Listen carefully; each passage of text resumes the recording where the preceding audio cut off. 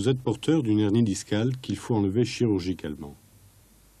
Votre colonne lombaire est constituée de 5 vertèbres et du sacrum, séparés par 5 disques qui servent de liens souples et d'amortisseurs. Vos muscles autour de la colonne servent à la mobiliser et à la stabiliser. Ils constituent un maintien actif de celle-ci. Par défaut d'utilisation, ces muscles ont perdu leur fonction de protection et vous souffrez d'une instabilité de la colonne lombaire. Sous l'effet de contraintes excessives, votre disque L4-L5 ou L5-S1 s'est déchiré. Un fragment s'est détaché pour faire hernie et appuyé sur la racine du nerf sciatique. Ceci explique votre douleur dans la fesse, la cuisse et la jambe. Comme le repos et le traitement médical n'ont pas suffi à vous guérir, nous vous proposons d'enlever chirurgicalement cette hernie par une incision médiane et postérieure en regard de l'espace entre 2 vertèbres. L'opération consiste d'abord à repérer la racine comprimée, à enlever la hernie et enfin à nettoyer la partie centrale du disque d'où provenait le fragment hernié. Au réveil, votre douleur sciatique aura presque totalement disparu, mais vous ne serez pas guéri de votre maladie, qui est l'instabilité lombaire. Dans ce film, vous verrez ce que vous devez faire pour contrecarrer les effets de cette instabilité, dont la hernie n'est que la conséquence.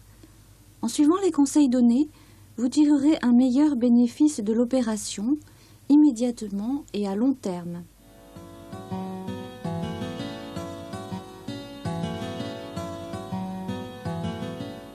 Dès le lendemain de l'opération, on vous apprendra à vous lever pour être autonome et reprendre la marche plus rapidement.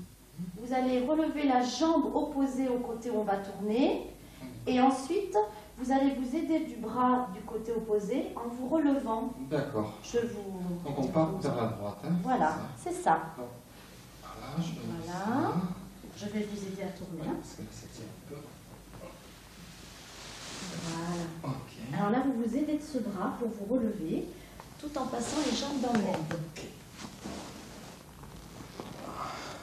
Voilà. Comment ça va? Ah, c'est bon. Ça ne tourne pas? Non, non, c'est bon. Bon. C'est bon pour le moment. D'accord. Alors on va faire un premier levé. D'accord. Allez-y. Prenez bien appui sur les talons. Voilà. Faites 2-3 pas. Ça va? Oui, ça va. Enfin bon, moi j'ai trop long quand même. Oui. On va se recoucher alors. Ok. Voilà. Donc vous allez bien plier les genoux pour vous recoucher de la même manière. Voilà. Ok. Ça va? Impeccable.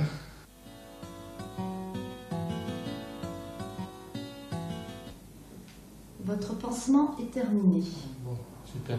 Dites, je vais quand même avoir quelques consignes au moins pour mon départ de l'hôpital demain, je suppose, et puis pour le suivi médical. Vous partirez demain en ambulance couchée. Vous partirez avec un rendez-vous de consultation dans un délai de 2 mois pour voir le chirurgien. Une fois arrivé à votre domicile, il faut appeler votre médecin traitant pour qu'il assure le suivi de votre pansement et des soins. Il vous fera une ordonnance pour les médicaments et un arrêt de travail. Vous appelez votre infirmière à domicile, c'est elle qui s'occupera du pansement. Elle enlèvera les points au bout de 12 jours, après quoi vous pourrez prendre une douche au bout de 48 heures, le temps que ça soit bien cicatrisé. D'accord, une fois que les points sont retirés. Donc 48 voilà, 48 heures après. Okay. Quand vous prenez une douche, vous faites bien attention à garder votre dos bien droit, à ne pas faire de mouvements brusques quand vous vous abaissez surtout. Et pour le reconditionnement musculaire, il y a peut-être quelque chose de prévu? Oui, le kinésithérapeute va venir vous voir pour vous donner les consignes de rééducation. Bon, mais c'est parfait. Bonjour monsieur. Bonjour. Je vous remets un livret concernant les consignes post-opératoires pour votre rééducation. Alors dans l'immédiat, il faudra que vous habituez à faire des exercices quotidiennement, chez vous, avec l'aide de ce polycopier. Cette gymnastique, c'est pour vous préparer à faire de la musculation. Et cette musculation, vous la commencerez au 2e mois. Les 3 semaines qui suivent l'intervention doivent être considérées comme une période de convalescence. Pour l'instant, vous n'avez pas de rééducation intensive. Vous devez vous prendre en charge et pratiquer chez vous quotidiennement les exercices décrits dans le livret que l'on vous remet. Maintenant, voyons l'exercice. Alors, en soufflant, vous tendez une jambe et en même temps, vous relevez la tête. Allez-y. Vous soufflez, vous prolongez bien l'expiration, vous tenez un petit peu, vous inspirez et vous ramenez votre jambe. Vous ramenez votre tête. Vous allez plier vos coudes et les mettre près du corps. Voilà, très bien. En enfonçant les coudes dans votre matelas et en enfonçant vos pieds dans le matelas, vous allez soulever votre bassin. Voilà, très bien, vous gardez le dos bien droit et vous tenez cette position pendant 7 secondes à peu près. 4, 5, 6. Voici quelques conseils. Évitez les positions prolongées assises et debout. Ne faites pas de voiture pendant 3 semaines. Vous pouvez marcher autant que vous le désirez, ainsi que monter les escaliers. Bien entendu, ne sollicitez pas votre dos en flexion et dans le port de charge. Bien la position du bassin, vous redressez votre dos. Voilà, vous rentrez un petit peu le menton, c'est très bien. Et dans cette position, vous allez faire un mouvement qui consiste à replier une jambe vers vous. Vous allez soulever une jambe. Voilà, ramenez le genou en hauteur de votre buste, progressivement. Mais pour protéger votre dos, il faut penser également aux notions d'ergonomie que nous allons vous rappeler maintenant.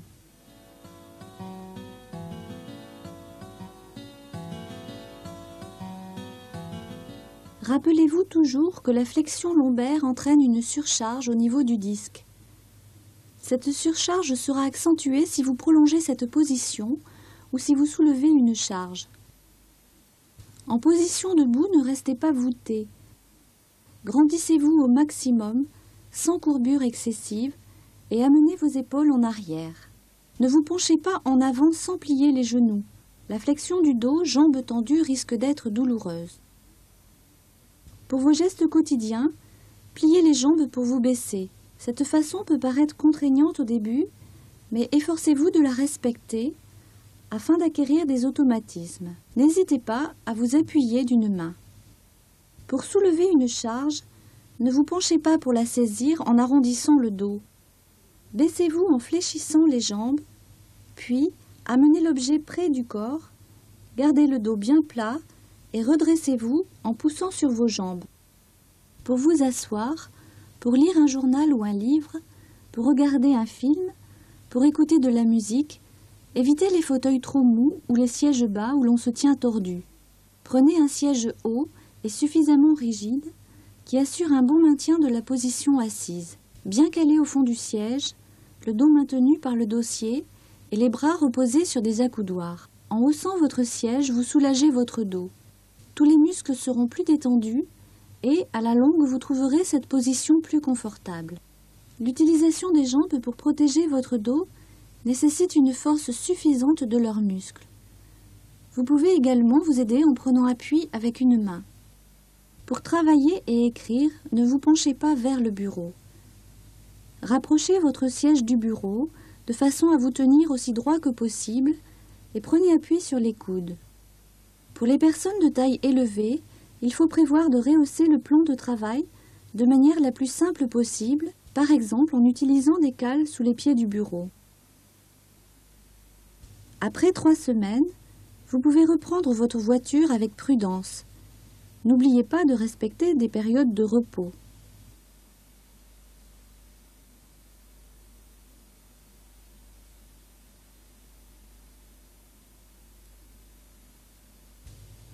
Pensez à régler votre siège de façon à ne pas avoir les bras et les jambes trop tendus.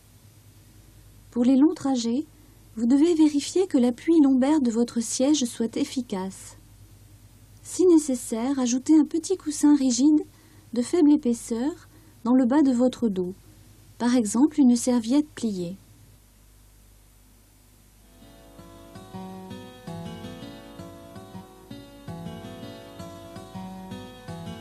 Bonjour monsieur. Bonjour. Alors ça fait donc 2 mois que vous avez été opéré, c'est bien ça? Oui, tout à fait. Comment ça s'est passé? Alors on n'avait pas de douleur dans la jambe, c'est mieux au niveau de la jambe? Au niveau de la jambe, c'est un petit peu mieux, mais je garde toujours une sensation dans l'extrémité du pied droit, une espèce d'endormissement perpétuel. Je n'arrive pas à m'en débarrasser. J'ignore si c'est naturel. Oui, ça devrait en principe, ça survient après des sciatiques sérieuses comme vous l'avez connu, mais ça devrait s'estomper dans le temps, je pense. conséquence. Et vous n'avez pas de lombalgie? Non, non, pas de problème particulier dans la région lombaire.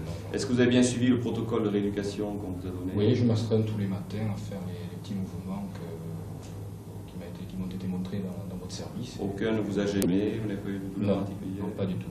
Bon. Donc on va se poser le problème de votre reprise de travail.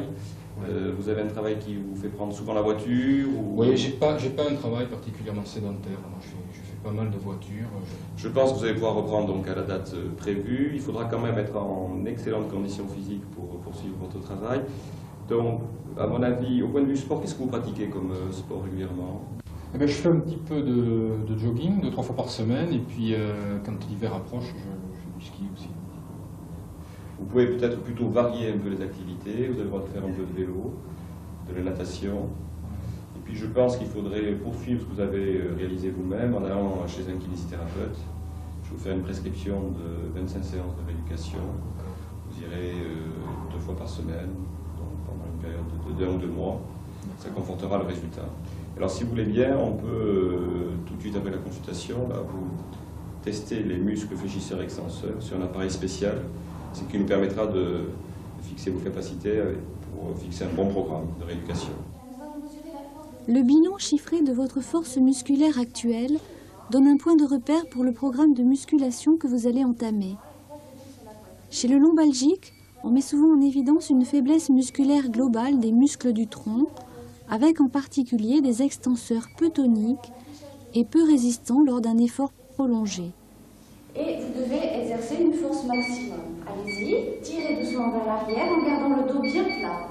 Voilà, bien plat, vous tirez au maximum et vous relâchez. C'était un petit échauffement. D'accord?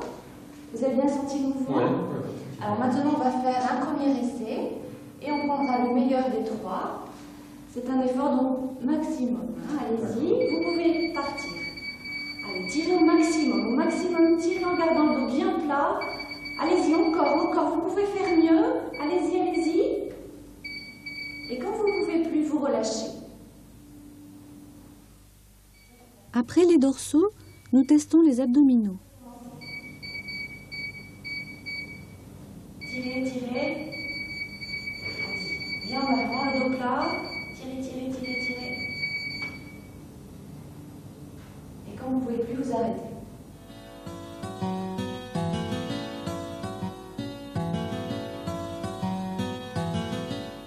Vous avez eu une hernie discale car votre colonne lombaire est instable. Seuls les muscles voisins, tous ceux du tronc, peuvent corriger cette instabilité. Pour cela, il faut renforcer les muscles de l'abdomen, aussi bien que les muscles dorsaux, afin de conserver un bon maintien lombaire dans les activités quotidiennes. Vous devez donc vous investir personnellement dans le renforcement de ces muscles pour éviter une nouvelle hernie. Les muscles des jambes aussi doivent être suffisamment forts pour bien protéger votre dos. Par exemple, lorsque vous vous baissez.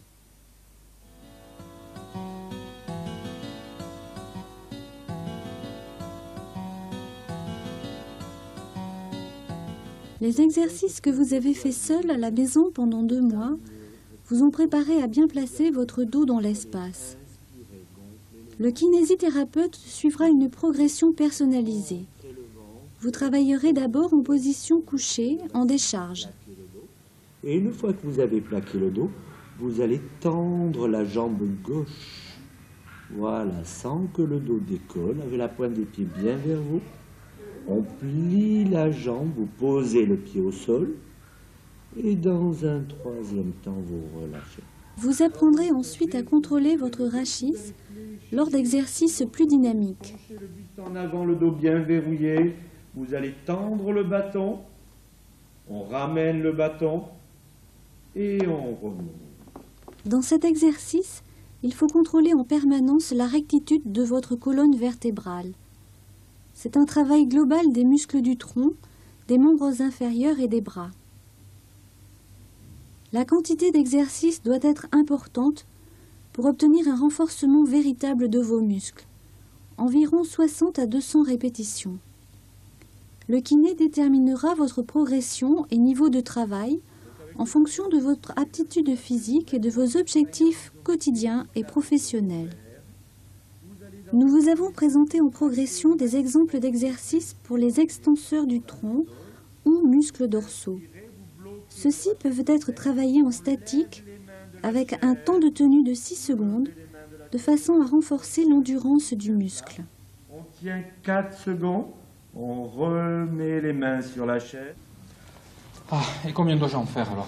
Alors donc, vous allez maintenir l'exercice 6 secondes pour un bon travail isométrique. Vous me le faites par série de 10. Et bien sûr, 60, ça sera bien. 80, beaucoup mieux. Et 100, c'est parfait. Il est nécessaire de travailler spécifiquement les abdominaux, les fessiers, les membres inférieurs. Bien sûr, les étirements complètent ce programme.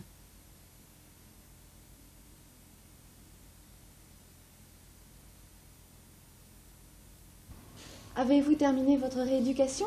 Ben, écoutez, j'ai pratiquement terminé. Il me reste une dizaine de séances et, Oui. et ça sera fini. Ça se passe bien là? Vous avez... Ça se passe très bien. J'ai pas de douleur particulière. J'essaye de respecter évidemment toutes les consignes qui m'ont été données.